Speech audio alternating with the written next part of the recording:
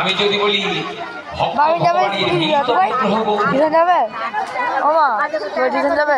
কথাটা কি ভুল হবে? এতদিন আমরা সবাই শুনে এসেছি, আমিও ছোটবেলা থেকে শুনেছি। কবিরাজ গোস্বামী পাদ বললেন রাধা কৃষ্ণ মিলিত বিগ্রহ।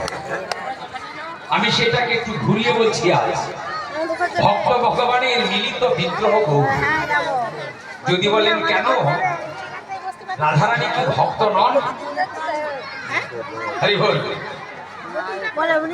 রাধার সঙ্গে গোবিন্দ মিলিত হয়েছে, এটার থেকে যদি আমরা একটু সরে আসি তাহলে কি দেখতে পাবো?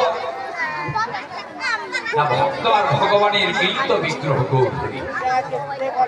কি আপ্রাণ চেষ্টা করেছেন ভক্ত হওয়ার।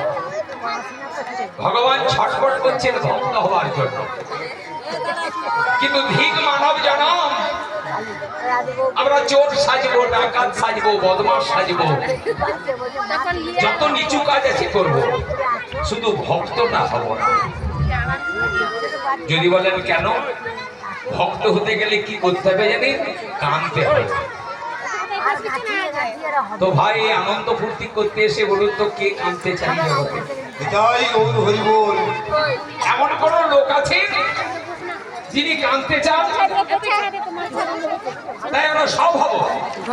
দেখুন কত অপবাদ দিচ্ছে। আমার তুলে বলছে একটা বদমাশ লোক চলে যাচ্ছে, এটাও ভালো লাগছে। চোর চলে যাচ্ছে, ডাকাত চলে যাচ্ছে, এটাও শুনতে ভালো লাগছে। কিন্তু ভক্ত আমরা হব। তাই ভগবান ভক্ত হওয়ার জন্য করজোড়ে কত কত পুরাণ, কত কত শাস্ত্র সবাইকে করজোড়ে বলছে। আমি কি করলে ভক্ত? শ্রীমদ্ ভাগবত উঠে দাঁড়িয়ে বললেন, হে ভগবান, যদি ভক্ত হতে চান একটা কাজ করতে হবে। সেই কাজটা কি? মহতের চরণ ধুলি যদি সর্বঙ্গে মাখা যায়, এই মহতের চরণ ধুলি যদি সর্বঙ্গে মাখা যায় তবে হয় ভক্তির উদয়। আর ভক্তির উদয় হলে যার মধ্যে ভক্তি আছে তাকে ভক্ত। তো আসুন না, আমরা সবাই মিলে আগে উঁচু মাথাটা নিচু করে সবার পায়ের ধুলোগুলো নিয়ে নিই। আমারও ভক্ত হবার সাদি জাগে। বিশ্বাস করুন,